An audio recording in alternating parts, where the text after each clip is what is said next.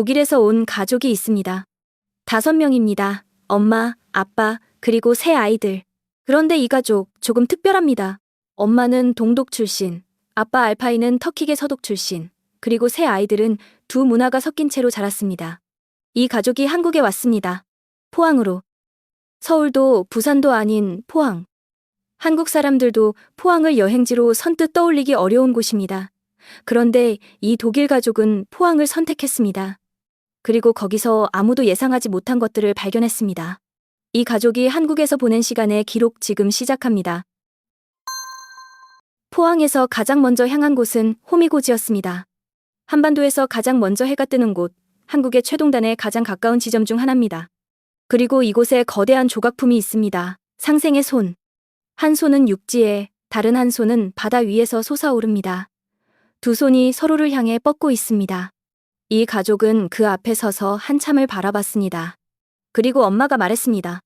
두 당사자 사이에 차이가 있을 때 그 차이가 극복될 수 있다는 희망을 상징하는 것 같다고, 어쩌면 남북한이 다시 하나가 되길 바라는 마음이 아닐까 하고. 그리고 이어진 말이 있었습니다. 나는 동독 출신이고 알파이는 서독 출신입니다. 하지만 이제 우리는 함께입니다. 이 한 문장에 모든 것이 담겨 있습니다. 독일은 1989년 베를린 장벽이 무너지면서 통일됐습니다. 동독과 서독으로 나뉘어 40년 이상 살아온 사람들이 하나의 나라가 됐습니다. 그런데 한국은 아직 그 순간을 기다리고 있습니다. 70년이 넘도록 남과 북이 분단된 채로. 독일에서 온 이 가족이 상생의 손 앞에서 느낀 감정은 단순한 관광객의 감동이 아니었습니다.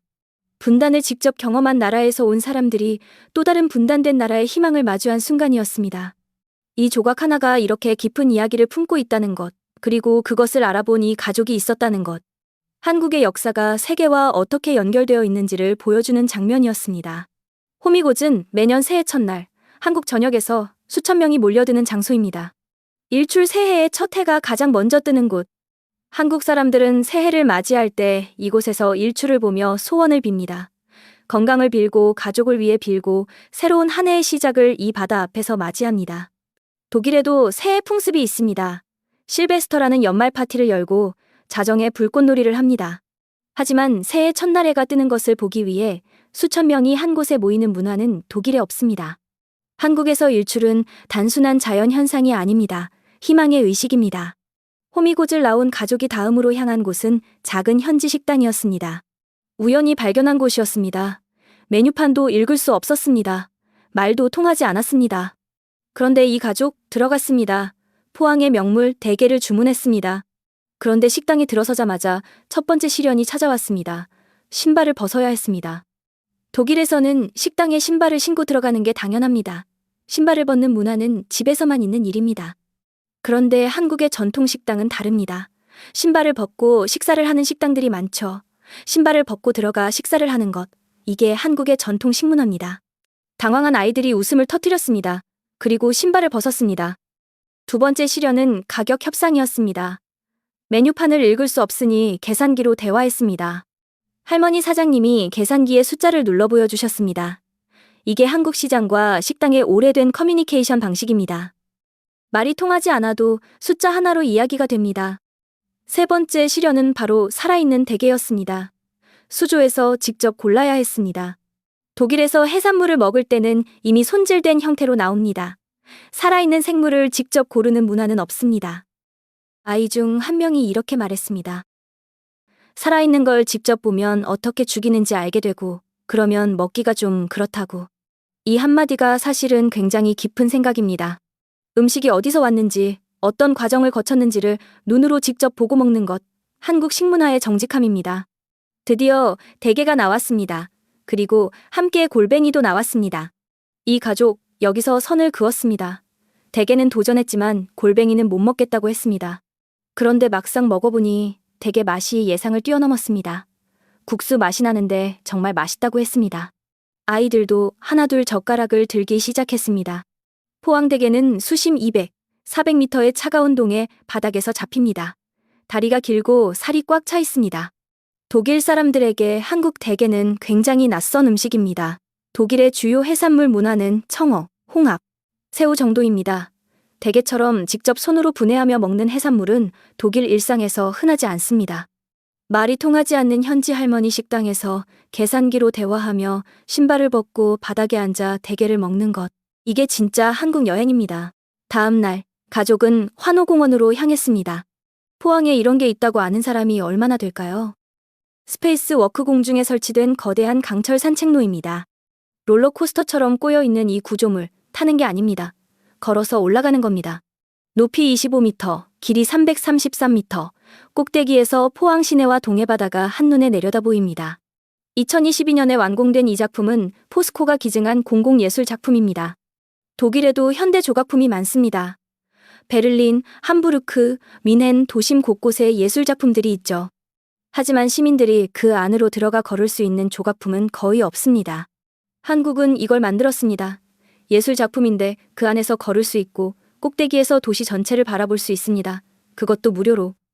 그런데 이날 가장 극적인 장면이 펼쳐졌습니다. 아빠 알파이에게 고소 공포증이 있었습니다. 아이들이 외쳤습니다. 아빠, 계속하세요. 하지만 아빠는 올라가지 못했습니다. 대신 아이들이 올라갔습니다. 에밋, 라일라, 말릭. 꼭대기에서 포항의 동해바다가 펼쳐집니다. 그리고 엄마가 한마디를 남겼습니다. 때로는 가장 용감한 일은 옆에서 지켜봐야 할 때를 아는 것이라고. 아빠가 올라가지 못했지만 이 가족은 그걸 실패라고 생각하지 않았습니다. 각자의 방식으로 한국을 경험하는 것, 그게 이 가족 여행의 방식이었습니다. 그런데 이 여행에서 아쉬운 장면이 하나 있었습니다. 숙소 근처에 작은 텐트와 노점들이 설치되어 있었습니다. 표지판을 보니 비축제가 열리고 있었습니다. 국제 불꽃놀이와 비축제 일요일까지 이어지는 행사였습니다. 그런데 이 가족은 이미 포항을 떠나야 할 시간이었습니다. 미리 알았더라면 당연히 여기에 머물며 경험하고 싶었을 거라고 했습니다. 한국 여행에서 자주 일어나는 일입니다. 어디를 가도 뭔가가 열리고 있고 어디를 가도 예상치 못한 축제와 이벤트를 만납니다. 한국의 지방 도시들이 얼마나 활발하게 문화 행사를 여는지 직접 와보지 않으면 모릅니다. 독일의 지방 도시들도 축제가 있습니다. 옥토버 페스트, 크리스마스 마켓, 하지만 대부분 특정 시즌에 집중됩니다. 한국은 다릅니다. 어느 도시를 가도 어느 계절에 가도 뭔가가 열리고 있습니다. 이 가족이 아쉽게 놓친 포항비 축제 다음에 꼭 다시 오겠다는 이유가 하나 더 생긴 겁니다. 호미곶 상생의 손, 현지대게 식당, 환호공원 스페이스 워크. 이 세 가지 경험의 공통점이 무엇인지 아시나요? 독일에는 없는 것들이라는 겁니다. 분단의 역사를 품은 채 화해를 상징하는 조각품도, 말이 안 통해도 계산기 하나로 통하는 할머니 식당도, 공중에 설치된 무료 예술 산책로도. 이 가족이 포항에서 발견한 건 유명 관광지가 아니었습니다. 한국이 일상 속에서 얼마나 특별한지를 발견한 겁니다. 이 독일과 터키 문화가 함께 있는 가족이 한국에 와서 느낀 것을 마지막에 이렇게 정리했습니다. 여행은 단지 장소를 보는 것이 아니라 여행 그 자체와 가족이 함께 보내는 순간에 관한 것이라고. 그리고 그 성장의 공간으로 한국을 선택한 겁니다. 한국에는 한 번도 안 온 사람은 있어도 한 번만 온 사람은 없다는 말이 있죠. 이 독일 가족도 이제 그 말의 의미를 알게 됐을 겁니다. 지금까지 한류 이슈였습니다. 오늘 영상이 도움되셨다면 구독과 좋아요 부탁드립니다. 앞으로도 한류 이슈 채널에 많은 관심 부탁드리겠습니다. 감사합니다.